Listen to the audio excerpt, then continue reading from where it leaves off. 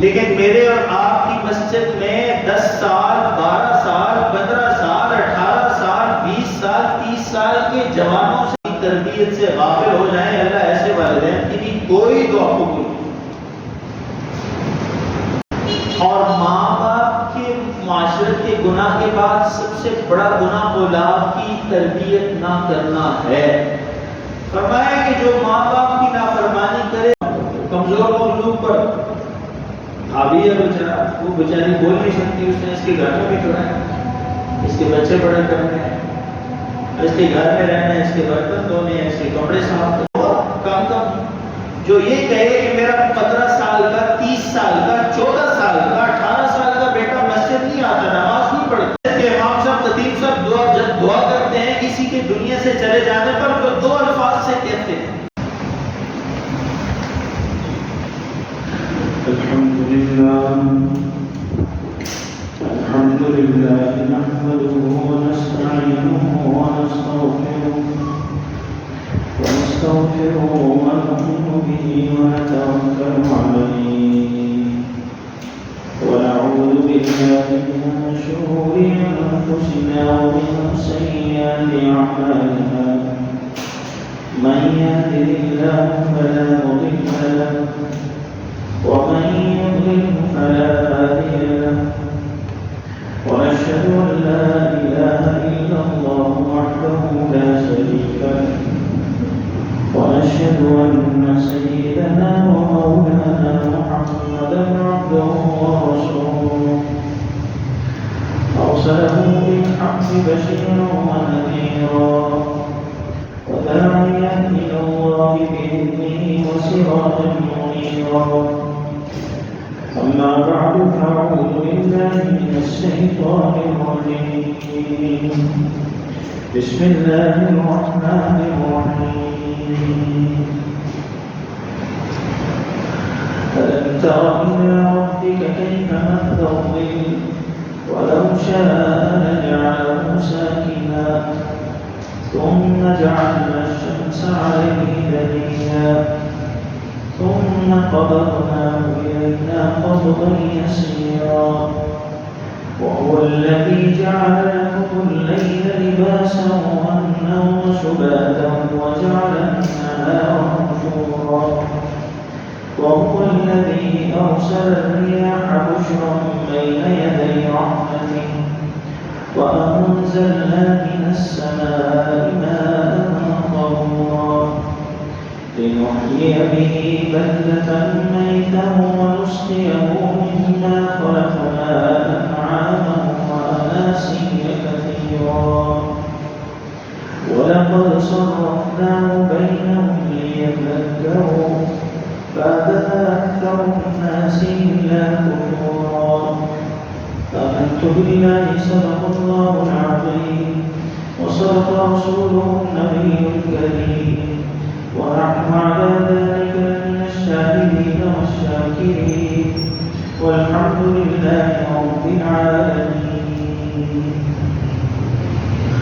اللهم صل على سيدنا محمد وعلى آل سيدنا محمد وبارك وسلم اللهم صل على سيدنا محمد وعلى آل سيدنا محمد وبارك وسلم اللهم صل على سيدنا محمد وعلى آل سيدنا محمد وبارك وسلم اللہ تعالیٰ نے مجھے اور آپ کو ایمان کی نسبت عطا فرمائی ہے، اور جب انسان نسبت کی قدر کرتا ہے تو اس نسبت میں اللہ تعالیٰ اضافہ فرماتے ہیں، اور جب نسبت کی ناقدری ناشکری کرتا ہے تو اللہ تعالیٰ اس نسبت سے معلوم فرما دیتے ہیں۔ ایمان کی نعمت دنیا کی سب سے بڑی نعمت ہے۔ قرآن کریم کی جو آیات تلاوت کی ہیں اس میں اللہ تعالیٰ دن اور رات کے بدلنے کو، سورج چاند کے چڑھنے چھپنے کو، اور یہ جو سالوں کا، دنوں کا، مہینوں، ہفتوں کا تغیر اور تبدل ہے، اس کو بیان فرما رہے ہیں۔ اللہ فرماتے ہیں الم تر الی ربک کیف مد، کیا تم رب کو نہیں دیکھتے کہ اس نے سائے کو کیسے پھیلایا؟ وَلَوْ شَاءَ لَجَعَلَهُ سَاكِنًا، اور اگر وہ چاہتا ہے تو اسے سائے کو ٹھہرا کے رکھتا ہے۔ ثُمَّ جَعَلْنَا الشَّمْسَ عَلَيْهِ دَلِيلًا، فرماتے ہیں کہ سائے کا جو سبب ہے وہ سورج کو بنایا ہے۔ اور ثُمَّ قَبَضْنَاهُ إِلَيْنَا قَبْضًا يَسِيرًا، پھر ہم آہستہ آہستہ اسے اپنی طرف سمیٹتے ہیں، سورج کو سمیٹتے ہیں۔ وَهُوَ الَّذِي جَعَلَ لَكُمُ اللَّيْلَ لِبَاسًا، وہی ہے جس نے رات کو اوڑھنی بنایا ہے، تمہارے لیے اوڑھنا بنایا ہے۔ وَالنَّوْمَ سُبَاتًا، نیند کو راحت کی، مزے کی، آرام کی چیز بنایا ہے۔ وَجَعَلَ النَّهَارَ نُشُورًا، دن کو چلن پھرن کے لیے پیدا کیا ہے۔ یہ قرآن کریم کی آیات آگے بھی ہیں۔ قرآن نے عرض کیا کہ نعمت ایمان یہ سب سے بڑی نعمت ہے، اور یہ جو دنوں کا ہیر اور پھیر ہے، یہ بھی قرآن کریم میں اللہ تعالیٰ نے فرمایا کہ یہ بھی ہماری نشانی ہے۔ قرآن بتاتا ہے، قرآن کریم میں اللہ ارشاد فرماتے ہیں کہ سال کے اللہ تعالیٰ نے 12 مہینے پیدا فرمایا، اور پچھلے دن میں بھی میں نے عرض کیا کہ یہ جو محرم سے ہمارے ہجری سال کی ابتدا ہے، اس کو اسلامی سال بھی کہتے ہیں، ہجری سال بھی کہتے ہیں، یہ ابتدا ہے۔ یہ حضرت عمر رضی اللہ تعالیٰ عنہ کی طرف سے ہے، اس کی ابتدا حضرت عمر رضی اللہ تعالیٰ عنہ نے کی، اس ہجری سال کی ابتدا، اور صحابہ کے مشورے سے۔ پھر صحابہ نے جب یہ فرمایا کہ کس مہینے سے ابتدا ہو، تو محرم کے مہینے سے ابتدا کی۔ عربوں میں پہلے زمانے میں بھی سال محرم سے ہی شروع ہوتا۔ حضرت عمر رضی اللہ عنہ نے مشورہ لیا، اور صحابہ کے مشورے پر سال کو بھی ہجرت سے شروع کیا، اور پھر مہینے کے طور پر محرم سے شروع کیا۔ ہجرت سے اس لیے بھی شروع کیا کہ ہجرت کا واقعہ بہت بڑا واقعہ ہے، اور قرآن کریم نے اس کو ذکر بھی کیا ہے، اور ہجرت ہی کی برکتوں سے اللہ تعالیٰ نے مدینہ عطا فرمایا، مکہ عطا فرمایا، دونوں مرکز دیے۔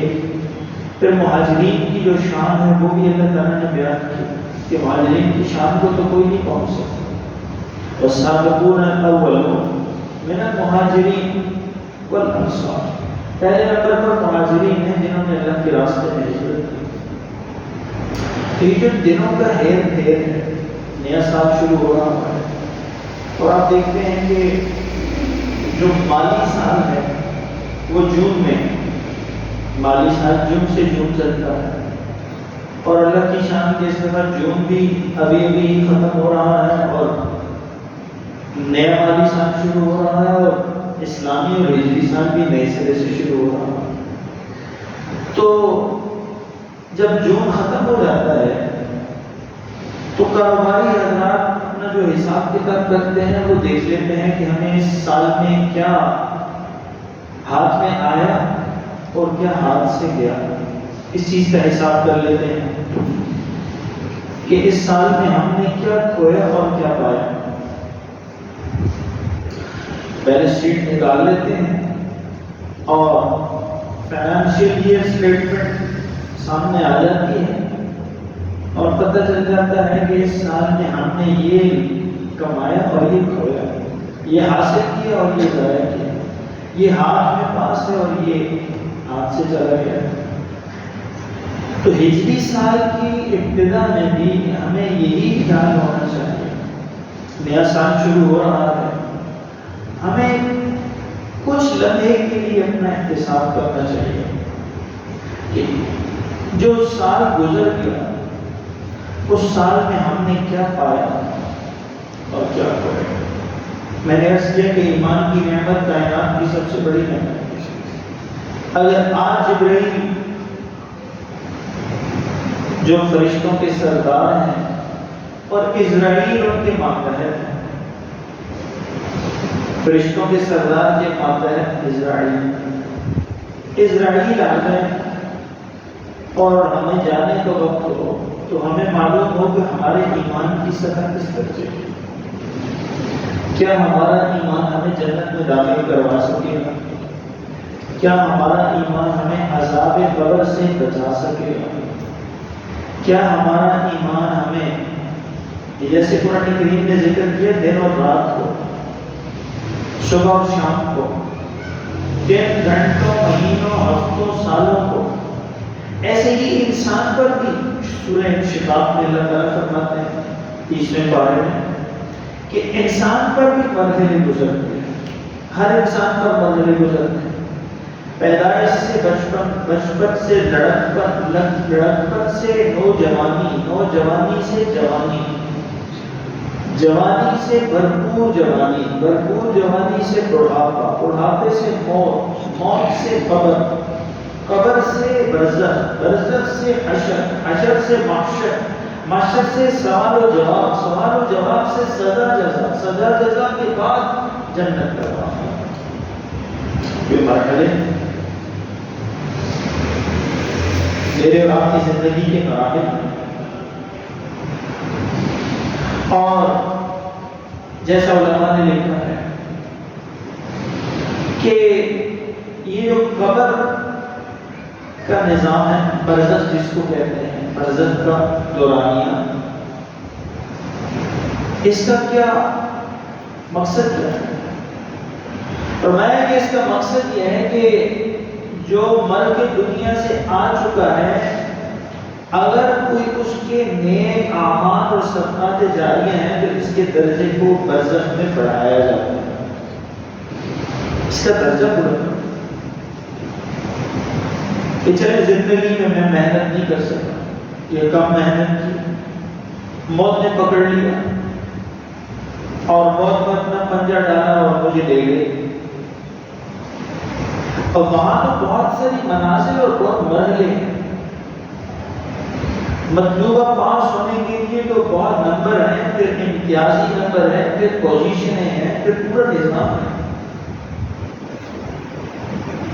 چونکہ ہم نے دیکھا نہیں، اس لیے زبانی طرح کی یقین ہے، عملی طور پر پوری طرح ہم اس بات کو سمجھنے سے قاصر ہوتے ہیں۔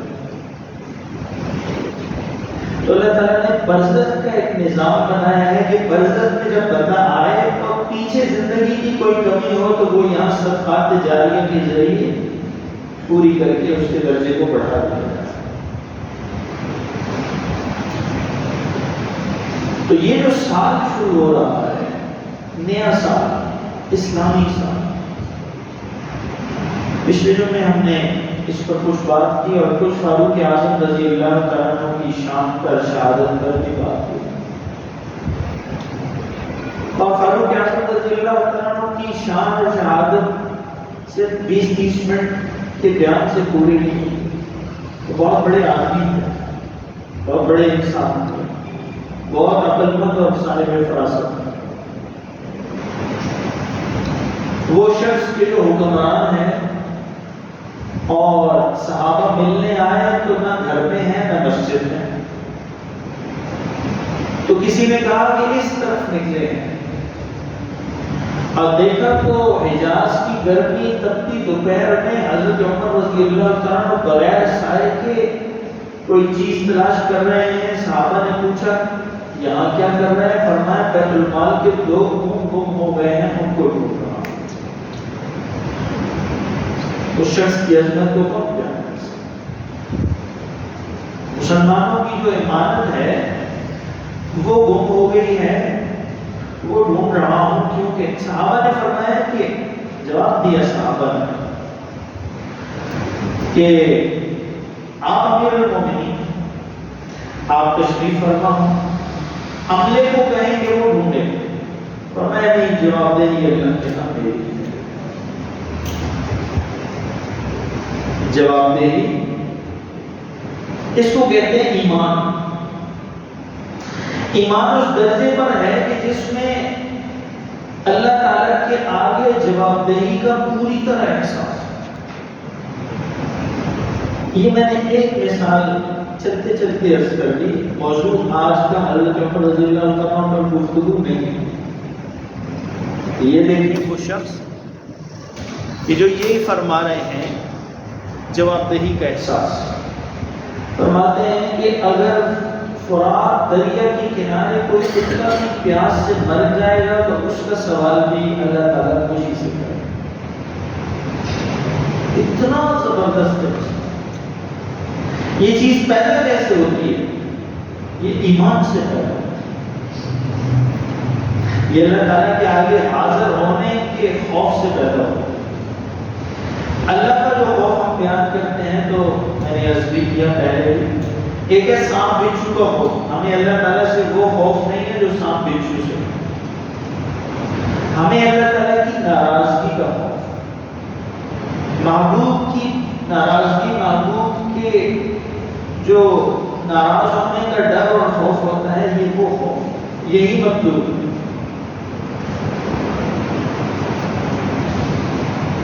تو میں یہ عرض کر رہا ہوں کہ یہ نیا سال ہے. مالی سال جون میں ختم ہوتا ہے تو بیلنس شیٹ آ جاتی ہے کہ آپ نے کیا دینا ہے اور کیا لینا ہے، کیا کمایا ہے اور کیا لٹایا ہے، کیا فائدے میں رہے اور کیا نقصان ہے. تو نیا اسلامی سال ہے، اس میں بھی ہمیں زندگی کی اپنی بیلنس شیٹ پر نظر دوڑنا ہے. ایمان سب سے اعلیٰ چیز ہے. آپ دیکھیں کہ ہمارے ایمان میں کہیں شرک کی ملاوٹ تو نہیں. ہم اللہ کے علاوہ کسی اور چیز کو معبود تو نہیں سمجھتے، کسی اور چیز نبی، ولی، بزرگ، زندہ یا مردہ کی نظر نیاز تو نہیں کرتے. زندہ مردہ کسی انسان، ولی، نبی، بزرگ سے اللہ کے علاوہ مدد کو نہیں طلب کرتے. اور اللہ تعالیٰ کی اکیلی ذات کے علاوہ کسی سے اپنی امید تو نہیں رکھتا.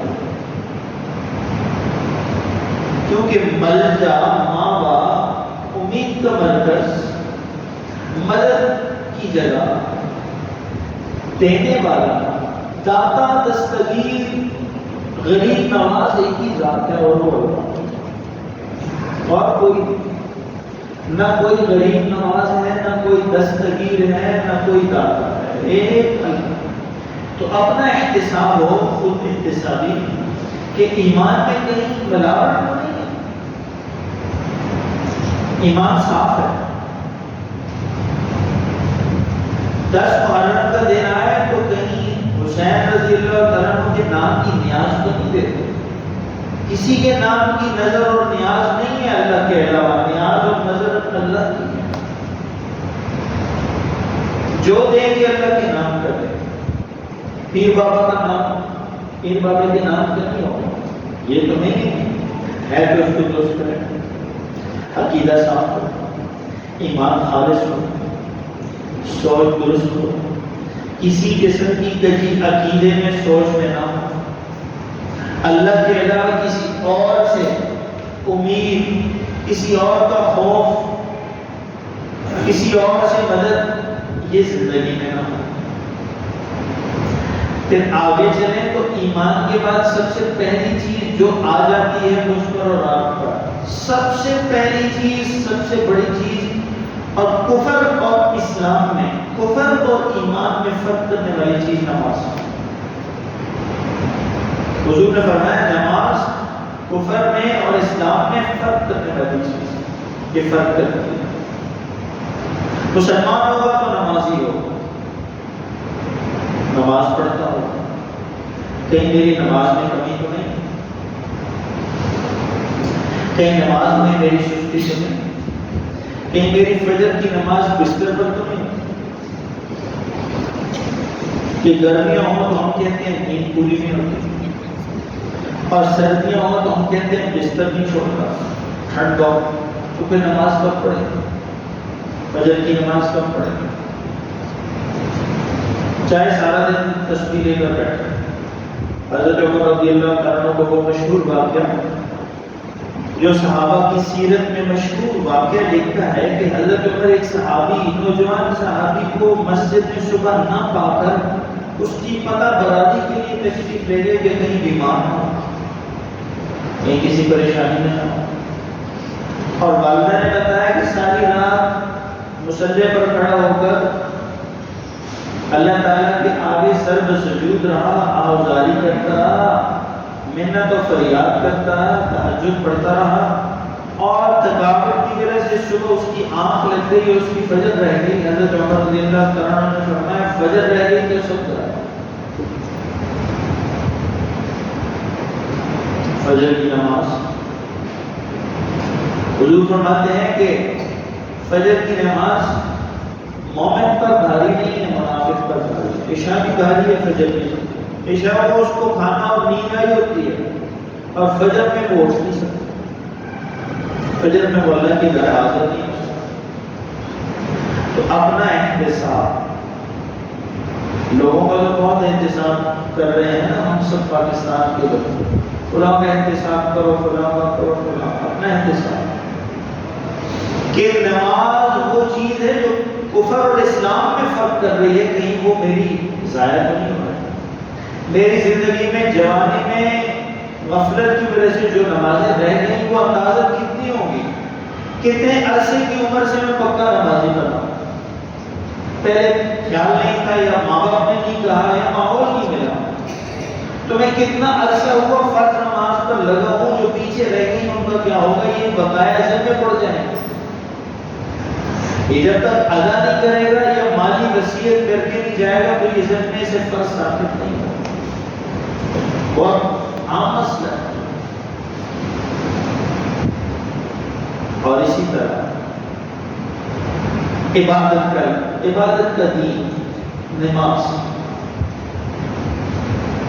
عبادت کے دین کے بعد دوسرا بڑا جو دین کا تقاضا ہے وہ معاملات کا دین. ویسے بھی اگر اسلام کے 100 حصے آپ کریں اس میں سے 70 سے 80% معاملات ہیں، 20 سے 30% عبادت. مسجد میں اور آپ کتنا ٹائم آتے ہیں؟ 5 ٹائم اللہ بلاتے ہیں، توفیق دیتے ہیں، ہم آ جاتے ہیں. اور یہ 5 ٹائموں میں بھی کتنا ٹائم رہتے ہیں. بہت میکسیمم جو ٹائم ہمارا گزرتا ہے 5 اوقات میں 10 منٹ، 5 سے 10 منٹ، 5 سے 10 منٹ فجر میں، 5 سے 10 منٹ ظہر میں، 5 سے 10 منٹ عصر میں، 5 سے 10 منٹ مغرب میں، 5 سے 10 منٹ عشاء میں.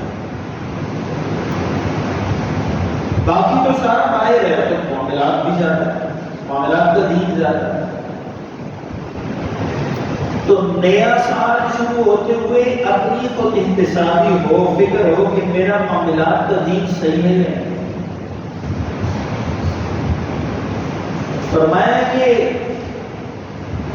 دین انسان کی زندگی میں عبادات کی لائن سے آتا ہے اور معاملات کی لائن سے نکلتا ہے. بہت عام بات ہے، توجہ سے سنیں. اللہ نے آپ کو توفیق دی ہے مسجد جلدی آنے کی، تو جو بات کر رہے ہیں یہ توجہ سے سنیں. قرآن کریم میں اللہ تعالیٰ فرماتے ہیں کہ جو بات توجہ سے نہیں سن سکتا وہ عمل ہی نہیں کر سکتا. بات کا سننا بڑا ضروری ہے. آج سننا ختم ہے، لوگ سنتے نہیں. آپ دیکھیں گے آپ کی 5 منٹ میں مسجد بھر جائے گی. یہ آنے والے دیر سے آنے والے اپنے طرز عمل سے بتا رہے ہیں کہ جو تم کہہ رہے ہو اس کی ہمیں ضرورت نہیں. تمہیں ہوگی تو ہوگی، ہمیں ضرورت نہیں. سننا ختم. جب سننا ختم تو عمل بھی ختم. قرآن کریم نے صحابہ کی کیا خوبصورت تعریف کی کہ صحابہ سنتے ہیں اور پھر عمل کرتے ہیں. سننا بڑا ضروری ہے اور توجہ سے سننا. تو میں نے عرض کیا کہ دین انسان کی زندگی میں عبادات کی لائن سے آتا ہے اور معاملات کی لائن سے نکل جاتا ہے.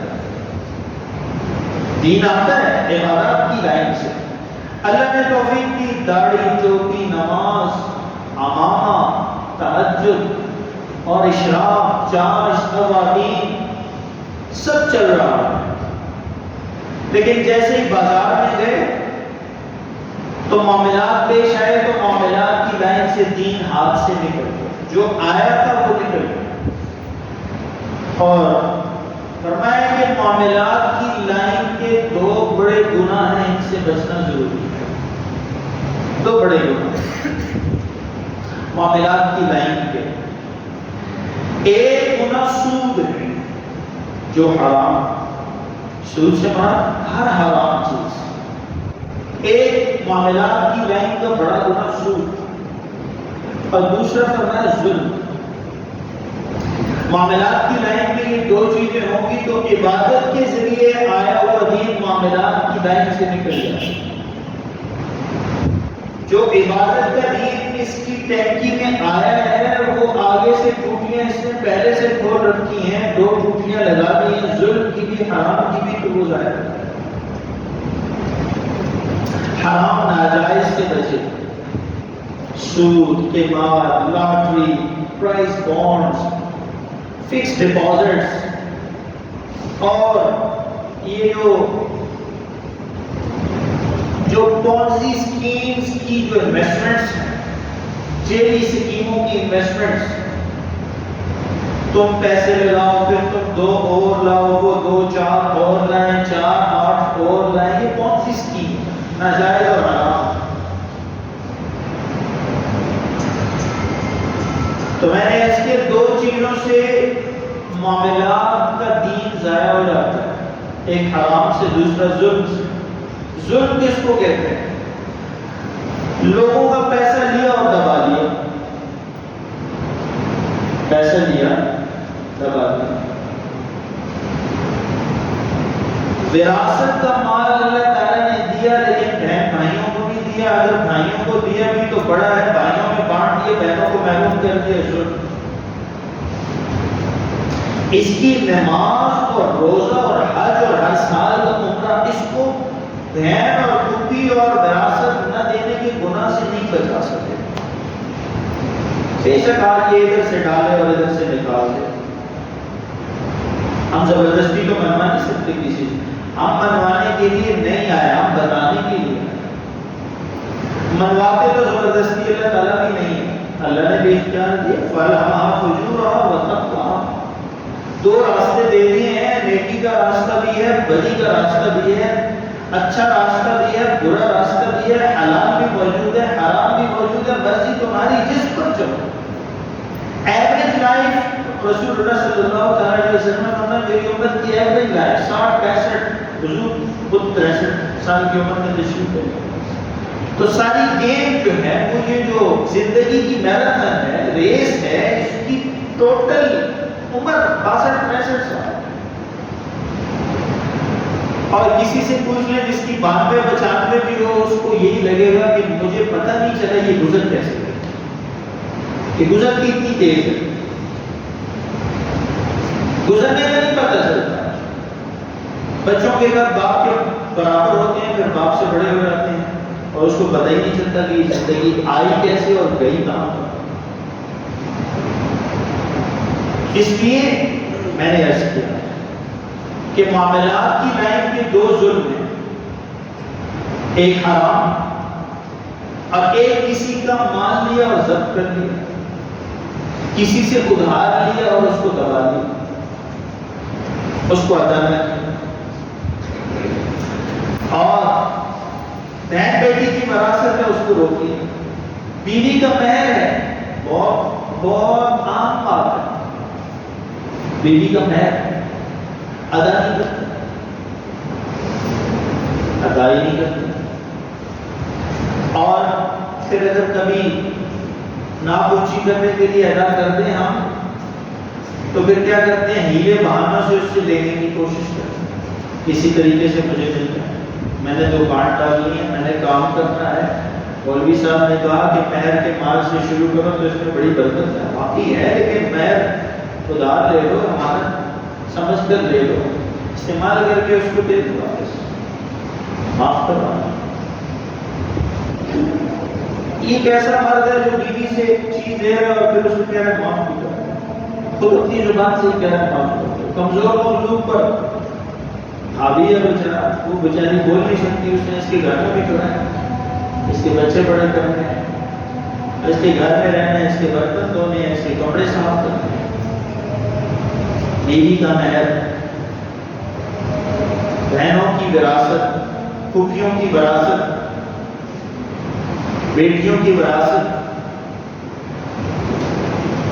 کسی کا ناجائز مال لے لینا، کسی کا ادھار لے کے اس کو روک لینا،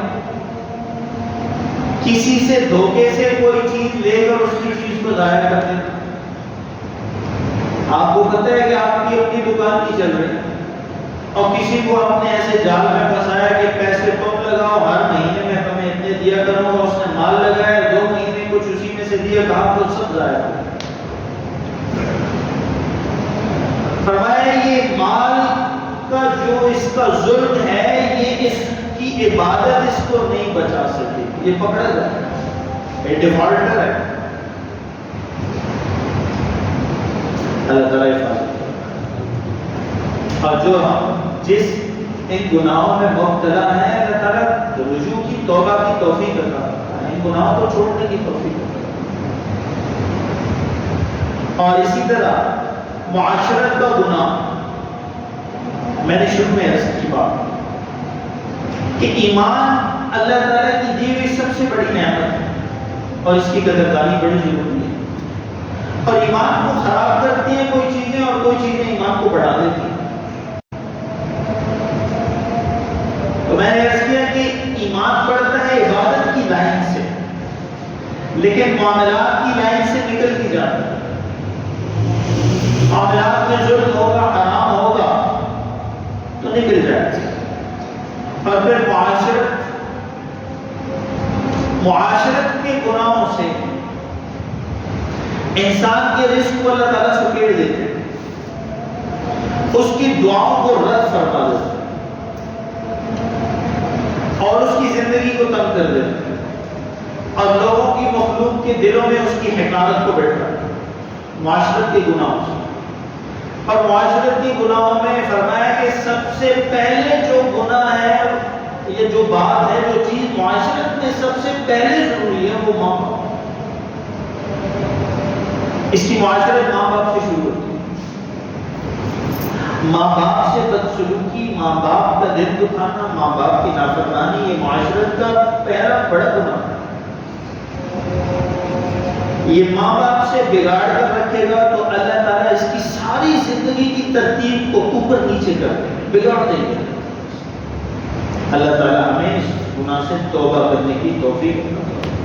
بہت زیادہ مبتلا ہو جاتے ہیں آپ، اللہ تعالیٰ بار بار توبہ کی توفیق دے۔ والدین کی نافرمانی کی گناہ سے اللہ تعالیٰ ہم سب کی جو مبتلا ہے، اللہ توبہ کی توفیق عطا فرمائے، والدین کے دلوں کو نرم فرمائے اور والدین کی دعا لینے کی توفیق عطا۔ ماں باپ پریشان ہیں آج کے زمانے میں، نہ بیٹی بات سنتی ہے نہ بیٹا بات سنتا ہے، بیٹا بھی آرگو کرتا ہے، بیٹی بھی آرگو کرتی ہے، ماں باپ کو جوتے کی نوک پہ رکھتے ہیں، ماں باپ اپنی عزت بچانے کے لیے بات کرنے سے بھی ڈرتے ہیں، کوئی بات بھی نہیں کر سکتے کہ یہ نہ کرو، یہ سگریٹیں پی رہا ہے اور نسواریں ڈال رہا ہے، باپ کو پتہ ہے یہ جرم میں ہے، یہ غلطی میں ہے، یہ چھوٹے چھوٹے نشوں پہ ابھی لگ گیا ہے، لیکن کہہ نہیں سکتا۔ وہ ہمیں کہتا ہے آخر میں اللہ تعالیٰ میرے بیٹے کو دے، بیٹے کو نہیں کہہ سکتا، اس کو پتہ ہے، اس کو ڈر ہے کہ یہ بدسلوکی کرے گا۔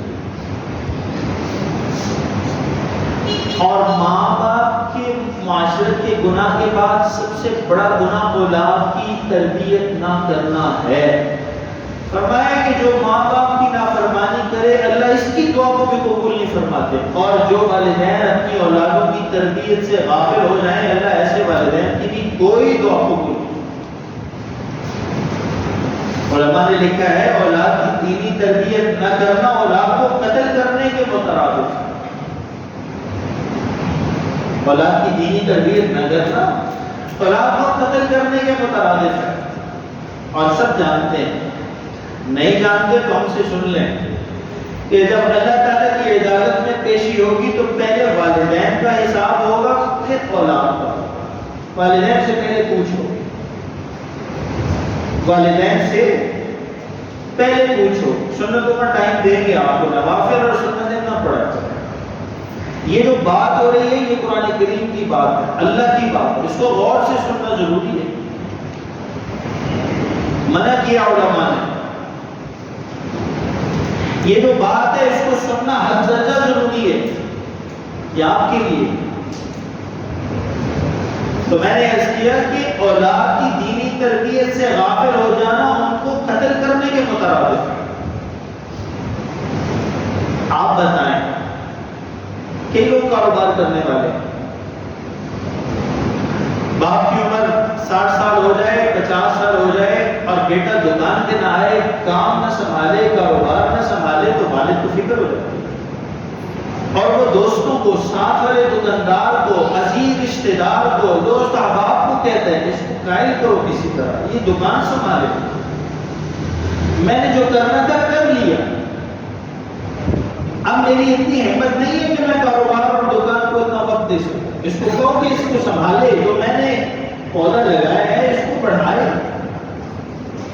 اس کو ترقی دے، اس کو آباد کرے، اس کو خیال رکھے۔ میں کل نہیں ہوا تو یہی دکان، یہی کاروبار اس کا ذریعہ رزق ہوگا، اس کی زندگی اسی سے چلے گی، اس کو سمجھاؤ۔ لیکن آپ بتائیں کوئی والد ایسا ہوگا کم جو یہ کہے کہ میرا 15 سال کا، 30 سال کا، 14 سال کا، 18 سال کا بیٹا مسجد نہیں آتا، نماز نہیں پڑھتا، اور اس کو فکر ہو کہ میں مر جاؤں گا اور مجھ سے اللہ تعالیٰ اس بات کا سوال کرے؟ کاروبار دکان پر تو بیٹے کو بٹھانے کی فکر ہے کہ یہ سنبھالے کام، اس کو کہتے ہیں کاروبار کی زبان میں سکسیسو پلاننگ۔ جو پڑھے لکھے ہیں، دنیا کی سکسیسو پلاننگ کی جو آپ کو فکر ہے جو ختم ہونے والی ہے، آپ سے بھی رہ جائے گا اور آپ کا بیٹا کام کاروبار پر بیٹھے گا تو کچھ عرصے بعد اس سے بھی رہ جائے گا، چھوڑ کے جانا پڑے گا۔ لیکن وہ کام جو نہ آپ سے رہے گا نہ اس سے رہے گا، اور اس کا سوال اور جواب آخر تک چلتا رہے گا، اور وہ اولاد کی دینی تربیت ہے، وہ نماز کی پابندی ہے، وہ آپ کرنے کو تیار نہیں۔ موسم بدل گئے، موسمیاتی تبدیلی آ گئی، مہنگائی آ گئی، فحاشی بڑھ گئی، منشیات زیادہ ہو گئی، پانی کم ہو گیا، یہ سارے بڑے بڑے مسئلے ہیں۔ لیکن میرے اور آپ کی مسجد میں 10 سال، 12 سال، 15 سال، 18 سال، 20 سال، 30 سال کے جوانوں سے صفیں خالی ہو گئی، یہ بھی بہت بڑا مسئلہ ہے۔ آپ کے نزدیک وہ مسئلہ ہوگا لیکن یہ بھی بہت بڑا مسئلہ ہے۔ وہ مسئلے بھی ہیں، ان سے انکار نہیں ہے، لیکن یہ بھی بہت بڑا مسئلہ ہے۔ پہلی 2 صفحے 3 صفحے تو بزرگ حضرات کی، ایڈرس کی ہیں، بڑی عمر کے، ہر ایج گروپ کے لوگ ہوتے ہیں مسجد، لیکن آپ کو 14، 15، 18، 20، 30 سال کے ایج گروپ کے لوگ مسجد میں نظر نہیں آئے، وہ کہاں ہیں؟ آپ میری جگہ یہاں بیٹھ کے دیکھیں، وہ اس وقت آئیں گے جب خطبے کے آخری الفاظ ہو رہے ہوں گے تو وہ دوڑ رہے ہوں گے۔ کون کہے گا ان کو؟ کون بتائے گا؟ رسول اللہ صلی اللہ تعالی علیہ وسلم نے فرمایا، جو لوگ مسجدوں کو آباد کرتے ہیں، آسمان سے اتری ہوئی آفتوں سے اللہ تعالیٰ ان کی حفاظت کرتے ہیں۔ فرمایا جو مسجد کو آباد کرے، جو مسجد، جس کو مسجد آتا جاتا دیکھو، اس کی ایمان کی گواہی دو، اس کے ایمان کی گواہی دو، یہ مومن ہے۔ اور مسجد کے امام صاحب، خطیب صاحب جب دعا کرتے ہیں کسی کے دنیا سے چلے جانے پر تو 2 الفاظ سے کہتے ہیں، دونوں میں بہت فرق ہے، بہت بڑا فرق ہے دونوں میں۔ کبھی کہتے ہیں ہمارے محلے دار فوت ہوئے ہیں، ان کی مغفرت کے لیے دعا کریں۔ مولانا صاحب کی بات غور سے اگر آپ نے سنی ہو، مسجد کے امام صاحب، وہ جنازے پہ کہتے ہیں، دعا پہ کہتے ہیں، نماز کے بعد کہتے ہیں ہمارے محلے دار فلاں بزرگ فوت ہو گئے، مغفرت کی دعا کریں۔ اور کبھی کبھی وہ یہ کہتے ہیں ہماری مسجد کے صف اول کے نمازی دنیا سے سے چلے گئے، ان کی مغفرت کے لیے دعا کریں. دونوں باتوں میں بہت بڑا فرق ہے. یہ شخص کے مومن ہونے کی گواہی دے رہے ہیں مسجد میں بیٹھ کر اور مجمع عام میں کہ یہ نمازی ہے، یہ مومن ہے، اور یہ گواہی یہ چلے گی آگے بھی. ایک ہے محلے دار دنیا سے گیا، ایک ہے نمازی گیا. بہت بڑا فرق ہے. جو نمازی نہیں ہوگا اس کے لیے دعا کبھی نہیں کرے گا امام آپ کا. یہ نہیں کہے گا آج پہلی صف کا نمازی گیا، کہے گا محلے کا رہائشی کو تو اللہ اس کی مغفرت کرے. اور جب نمازی جائے گا دوسری صف کا، پہلی صف کا، تو ہر نماز میں دعا کرے گا میرا ایک نمازی کم ہو گیا، اللہ کو پہنچ گیا ہے، دعا کرو اللہ اس کی مغفرت کرے. تو میں یہ عرض کر رہا ہوں سال بدلا ہے، سال شروع ہوا ہے، اپنی بیلنس شیٹ بھی دیکھنے کی ضرورت ہے ہمیں. اپنی بیلنس شیٹ بھی کہ ہماری نوجوان نسل مسجد آ رہی ہے نہیں آ رہی. مسجد پاور ہاؤس ہے اسلام کا اور ایمان کا اور دین کا. یہاں سے ایمان، عمل اور علم تین چیزیں بڑھتی ہیں. اس پاور ہاؤس سے، مسجد کے پاور ہاؤس سے تین چیزیں ملتی ہیں. تین قسم کی بجلی کی لائنیں نکلتی ہیں. پاور کی لائنیں ہیں مسجد سے، ایمان کی لائن اور اعمال کی لائن اور علم کی لائن. ایمان ملے گا مسجد سے، مسجد کے ماحول سے. مسجد میں آئے گا، بات سنے گا، فرمائیں گے بہت عام بات اللہ نے ڈال دی دل میں. میں انسان ارادہ کرے، نیت کرے، ارادہ کرے، انسان ارادہ کرے، نیت کرے ایک، اور دعا کرے. دو کام کون سے؟ انسان ارادہ کرے اور دعا کرے تو اللہ تعالیٰ دعا کو قبول فرما کر طبیعت کو مائل کرتے ہیں اور جو چیز یہ مانگ رہا ہے اس کو عطا فرما. ارادہ کرے اور دعا کرے. اور ہماری دعا کا کیا حال ہے؟ فجر کی نماز کے بعد 4 منٹ کی دعا، 3 منٹ کی، وہ بھی ہم نہیں کر سکتے. نہ مارکیٹ کھلی ہے، نہ بازار کھلا ہے، نہ دکان کھلی ہے، لیکن دعا کرنے کو تیار نہیں. اور وہ ہستی جن کو سب کچھ اللہ تعالیٰ نے دے دیا، وہ صبح بھی دعائیں مانگ رہے ہیں، مغرب کے بعد بھی مانگ رہے ہیں، سارا دن مانگ رہے ہیں. حضور پاک علیہ السلام کی دعاؤں کو جمع کیا ہے، صرف مسنون دعاؤں کو. حضرت مولانا اشرف علی تھانوی رحمۃ اللہ علیہ نے مناجات مقبول نامی کتاب میں، اور وہ اتنی زیادہ دعائیں ہیں کہ ان دعاؤں کو 7 دنوں پر تقسیم کیا ہے. 7 دنوں میں آپ پڑھ لیں تب بھی وہ ختم نہیں ہوتی. اتنی دعائیں مانگتے تھے اس کو. اور ہمیں فتنے کا زمانہ، بدامنی کا زمانہ، مشکل کا زمانہ، جیسے میں نے شروع میں عرض کیا، عبادت کے راستے سے دین داخل ہوتا ہے، معاملات کے راستے سے نکل جاتا ہے. یہ دیکھیں کہ میرا عبادت کا دین معاملات کی لائن سے باہر نہ نکلے. مجھ پر زکوٰۃ فرض ہے تو کیا زکوٰۃ میں نے ادا کی نہیں؟ اور اس کو پتا ہو کہ زکوٰۃ نہ دینے سے 2 کام ہوں گے: مال کی برکت رک جائے گی اور آسمانی خزانوں کو اللہ تعالیٰ اوپر قید کر لیں. نہ بارشیں ہوگی، نہ رزق کی فراوانی ہوگی، اور نہ ہاتھ میں کشادگی ہوگی. تو زکوٰۃ دیں. ایسے ہی زکوٰۃ کی لائن، معاملات کی لائن، معاشرت کی لائن، معاشرت کے گناہوں سے بچنے کی فکر کریں، معاملات کے گناہوں سے بچنے کی فکر کریں. ایمان ختم ہونے والے گناہوں سے، وہ گناہ جو ایمان کو کھا جاتے ہیں، ان گناہوں سے بچنے کی فکر کریں. رسول اللہ صلی اللہ علیہ وسلم نے فرمایا ایک زمانہ آئے گا لوگوں پر ملامت کا دور ہوگا. جو دین پر عمل کرے گا لوگ لعنت ملامت کریں گے. اور اس زمانے میں دین پر چلنا ہاتھ میں انگارہ پکڑنے کے جیسا ہوگا. مفہوم عرض کر رہا ہوں. آپ بتائیں آج کے زمانے میں ہے کوئی نوجوان اگر یہ بچہ بات کر دے 20 سال 25 سال کا کہ موت کی تیاری کرو، موت کا دھیان کرو، تو ماں باپ کیا کہتے ہیں؟ خبردار موت کا ابھی ڈگری کرو گے، پاس ہوگے، نوکری لگو گے، جاب کرو گے، بزنس کرو گے، مرنے کے لیے ہم تھوڑے۔ موت گالی ہے، گالی نہیں ہے موت۔ مجھے اور آپ سب کو موت آنی ہے، سب کو اللہ کی بارگاہ میں پیش ہونا۔ میں نے اس لیے عرض کیا کہ نیا سال ہجری سال اللہ نے شروع کیا ہے، تو نئے سال میں ہم اپنے پچھلے گزرے ہوئے اعمال کو دیکھ کر اپنے آپ کو بہتر کرنے کی کوشش کریں، اپنی عبادت کے دین کو، اپنے معاملات کے دین کو، اپنے اخلاقیات کے دین کو، اپنے معاشرت کے دین کو مسجد سے جوڑیں، اپنی نئی نسل کو جوڑیں۔ باپ اپنی سیٹ، کاروبار کی سیٹ پر تو بیٹے کو بٹھائے، لیکن مسجد لانے کے لیے اس کو فکر نہ،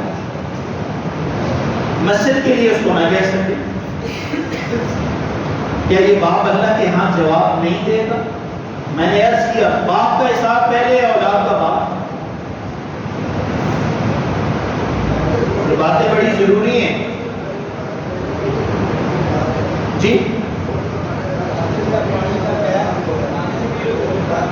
ایسا وہ باتیں بھی ضروری ہیں، لیکن ان باتوں کا آپ اور میں کر کچھ نہیں سکتے۔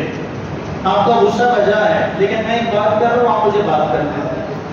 آپ مجھے بات کرنے دیں، میرے منہ میں آپ اپنی بات نہ ڈالیں۔ آپ، مجھے احساس ہے اس کا، آپ میرے منہ میں بات ڈالیں گے، میں محسوس کروں۔ آپ کی ڈالی ہوئی بات میں نہیں کر سکتا، میں وہ بات کروں گا جو بات مجھے سمجھ آئے گی، وہ بات بھی میں نے کرنی ہے، لیکن آخر میں موضوع کے اعتبار سے ہم نے چلنا ہے، وہ بھی بات بڑی ضروری ہے، لیکن ساری باتوں کا رخ آخر میں جا کر ایک بات پر ختم ہو جاتا ہے۔ میری اور آپ کی زندگی کے ہر مسئلے کا حل اللہ تعالیٰ کو راضی کرنا ہے۔ اگر آپ کو اس سے اختلاف ہے تو آپ بتائیں، آپ بتائیں یہ بات صحیح ہے غلط ہے؟ میری اور آپ کی زندگی کی تکلیفیں، مشکلیں، مصیبتیں کس بات پر ہیں؟ اللہ کی ناراضگی کی وجہ سے ہیں، اللہ کی دوری کی وجہ سے ہیں، اللہ کی نافرمانی کی وجہ سے ہیں، رسول اللہ کے طریقوں کو چھوڑنے کی وجہ سے۔ خوف خدا نہیں ہے، یہی بات تو میں عرض کر رہا ہوں۔ رسول اللہ صلی اللہ تعالیٰ علیہ وسلم نے فرمایا دو چیزیں دلوں کو نرم کرتی ہیں، ایک موت کی یاد اور دوسری قرآن کریم کی تلاوت۔ کتنا موت کو یاد کرتے ہیں میں اور آپ، اور کتنی قرآن کریم کی تلاوت کرتے ہیں؟ یہ جو ہو رہا ہے آپ سب کے سامنے، کیا اس میں لوگوں کے رشوت کے پیسے نہیں ہیں؟ جو رشوت کا پیسہ پکڑے گا اور اپنے گھر کو لے کر جائے گا، اس کو موت یاد ہے؟ یہ اپنے گھر کی چمک دمک، میرے گھر کی لائٹ کو بجھا کر اپنے گھر کو روشن کرے گا، کتنا عرصہ روشن کرے گا؟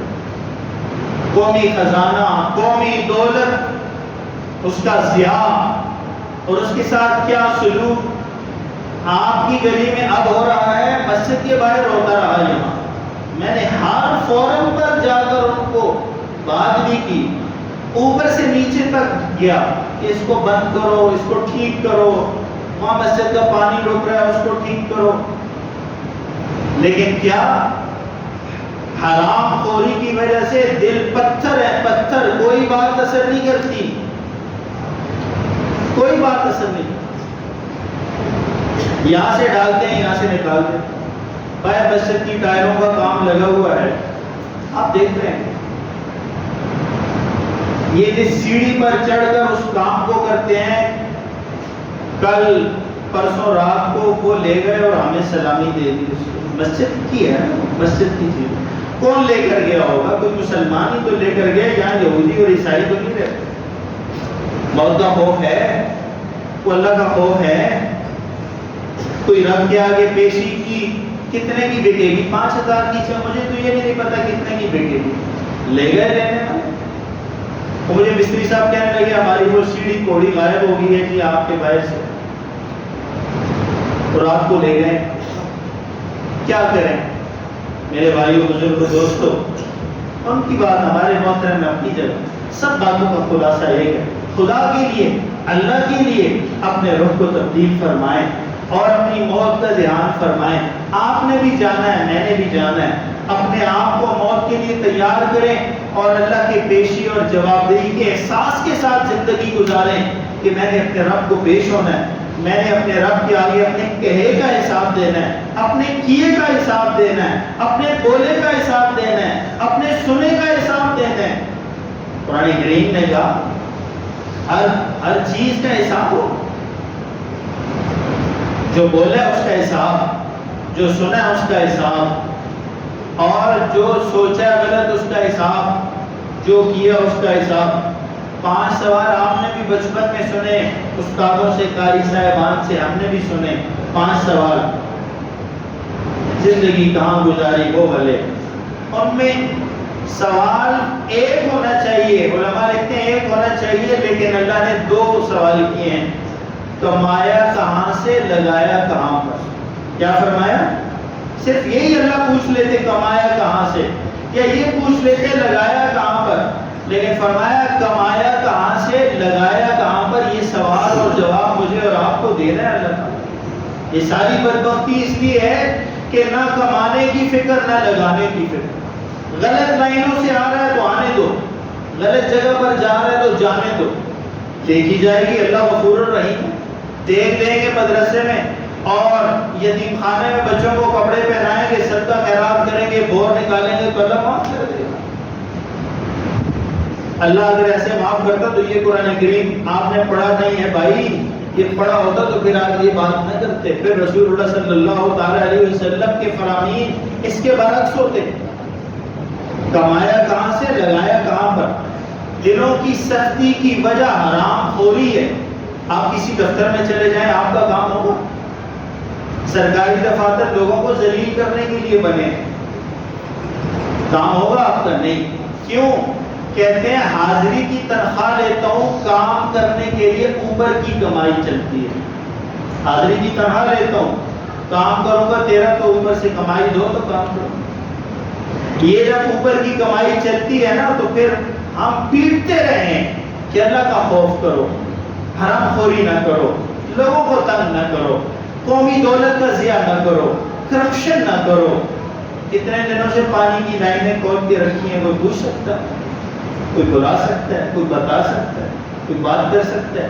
ایک ہی ان کا فارمولہ میں نے دیکھا تو جہاں کہتے ہیں بھینس کے آگے بین بجانے کا کوئی فائدہ نہیں ہوتا، جب یہ یہاں کام ہو رہا تھا تو میں نے دیکھا ان کا ایک ہی مقصد ہے، لوہے کو نیچے دباؤ، اوپر کچھ پلسٹر کرو، پیسے پکڑو، چھٹی کرو، اور ان کا کوئی کام نہیں ہے۔ پانی، اللہ کے کام ہمارے ایسے ہیں کہ پانی سوکھ رہے ہیں، لوگوں کے پانی نیچے چلے گئے، جہاں سے پانی آتے ہیں وہاں پانی نہیں ہے، اور آپ وہ ٹینک کی نالی سے زیادہ موٹے لوہے آپ زمین میں بغیر کسی پلاننگ کے دبا رہے ہیں، لوگوں کی زندگیاں جیرن کر رہے ہیں، اور کوئی آپ کو پوچھنے والا نہیں ہے۔ نہیں، یہاں پوچھنے والا نہیں ہوگا، لیکن آگے ایک ذات ہے جو زبردست پوچھنے والی ہے۔ میں نے بھی اس کے آگے جانا ہے، آپ نے بھی اس کے آگے جانا ہے۔ اللہ تعالیٰ مجھے اور آپ کو کہے سنے پر عمل کی توفیق عطا فرمائے۔